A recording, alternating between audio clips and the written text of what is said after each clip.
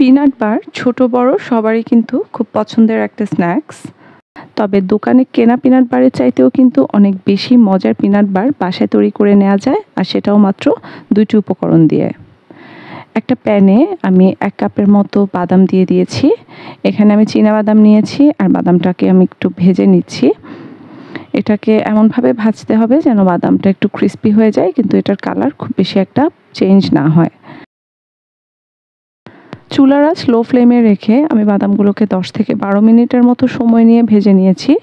এগুলো মচমচে হয়েছে, কিন্তু কোনোটাই কিন্তু পুড়ে যায়নি। বাদামগুলো তুলে নিচ্ছি। একটা বেকিং শিট নিয়েছি, আর এর মধ্যে আমি তেল ব্রাশ করে নিচ্ছি।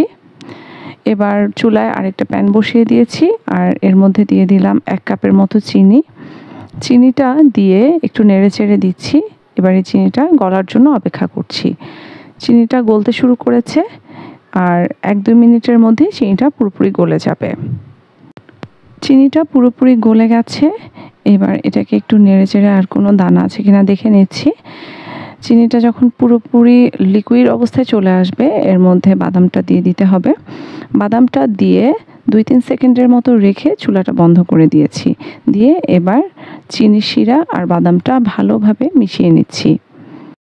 25 থেকে 30 সেকেন্ডের মতো বাদাম আর চিনি শিরাটা একসাথে ভালো করে মিশিয়ে নিতে হবে, কারণ খুব বেশিক্ষণ এটা চুলায় রাখা যাবে না, যেহেতু চুলাটা অলরেডি বন্ধ করে দিয়েছি। এবার দুইটা ভালো মতো একসাথে মিশে গেলেই এটাকে আমি যে বেকিং শিটে তেল ব্রাশ করে রেখেছিলাম তার মধ্যে দিয়ে দিচ্ছি। এবার গরম থাকা অবস্থাতেই বেকিং পেপারের ওপরে একটা চামচের সাহায্যে এটাকে সমানভাবে ছড়িয়ে দিতে হবে।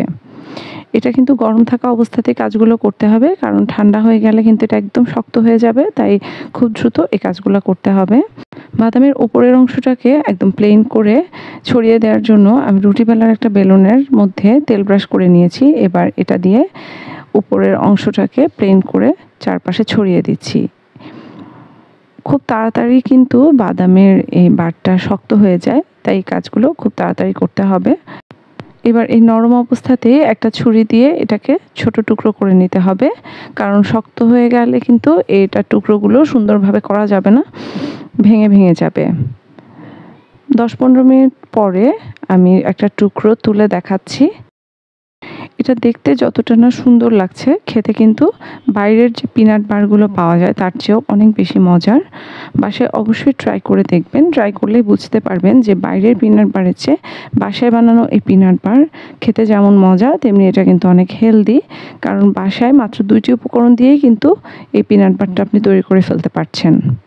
আশা করি রেসিপিটি ভালো লেগেছে। সবাই ভালো থাকবেন। আল্লাহ হাফেজ।